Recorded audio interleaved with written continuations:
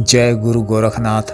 नमस्कार दोस्तों, पिछले वीडियो में मैंने पारा यानी मरकरी को शुद्ध करने के लिए खरल विधि के द्वारा कई पदार्थों और कई बूटियों के रस के साथ खरल कर पारा को शुद्ध करना बताया था, जो कि अत्यंत प्रामाणिक और उपयोगी है। इसके पश्चात पारा को अत्यधिक शुद्ध करने हेतु आज के इस वीडियो में मैं पारा यानी मरकरी का जौहर उड़ाना बताऊंगा। जौहर उड़ाने की विधा या तरकीब आयुर्वेद और कीमिया में अपना एक अहम मुकाम रखता है। जौहर के द्वारा किसी भी पदार्थ से तत्व की अत्यधिक शुद्धतम अवस्था को प्राप्त किया जाता है।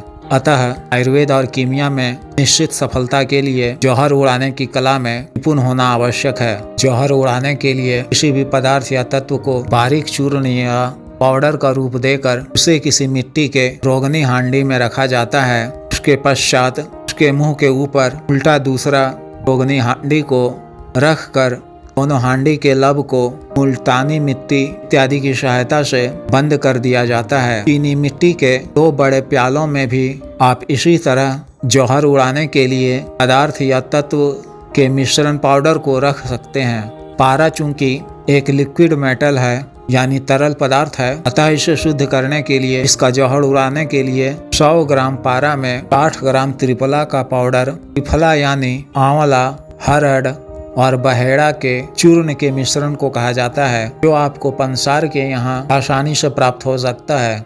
इसके अलावा 30 ग्राम चित्रक का पाउडर डालकर 1 से 2 घंटे पारा के साथ में खरल में डालकर खूब खरल करना है, ताकि पारा और त्रिफला और चित्रक का पाउडर आपस में मिलकर एक जात होकर लेई सा बन जाए। फिर इसकी छोटी छोटी चपटी टिक्की बनाकर इसे धूप में शुष्क करना है यानी सुखा लेना है। फिर इसे रोगनी हांडी में डाल ऊपर से एक दूसरी रोगनी हांडी डालकर दोनों हांडी के लब को बंद कर गैस चूल्हे की फुल फ्लेम आग पर हांडी को रख देना है। ऊपर वाली हांडी गर्म होने पर उस पर एक मोटा सूती कपड़ा या तौलिया ठंडे पानी से भिगोकर रख देना है।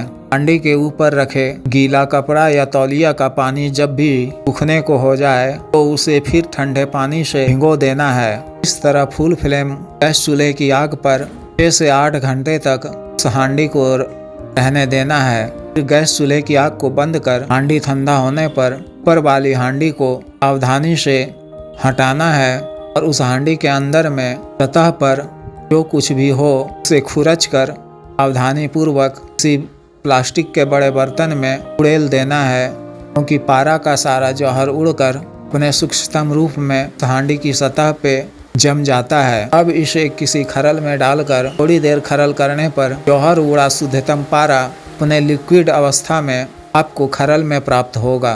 पारा का जौहर उड़ाने के पश्चात ही यह अपने पूर्ण शुद्धतम रूप में प्राप्त होता है।